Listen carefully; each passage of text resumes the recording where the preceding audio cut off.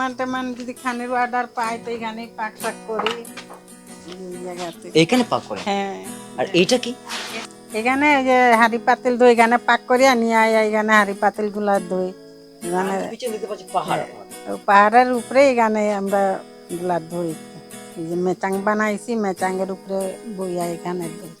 মধ্যে কিন্তু একজন চাচি আছেন। আসসালামু আলাইকুম। ওয়ালাইকুম সালাম। তো আপনারা তো হচ্ছেন লাউয়াছড়া পুঞ্জির মধ্যে একমাত্র কাশিয়া মুসলিম, আপনাদের কেমন লাগে? ভালোই লাগে। শুধু আপনার একটি ফ্যামিলি আছে? হ্যাঁ, ভালোই লাগে। এরাও আমরা সাথে চলে আমরাও এরার সাথে চলি, কোনো দরবার কাজিয়া নাই, সবাই একসাথে মিলেমিশে থাকেন। খুব আমরা নিরিবিলি, কোনো ভেজাল নাই। আর আজকে যে একটি বড়দিন খ্রিস্টান ধর্মাবলম্বীদের, এখানে মানে আপনারা কি এই তাদের সঙ্গে মানে উৎসব উদযাপন করছেন?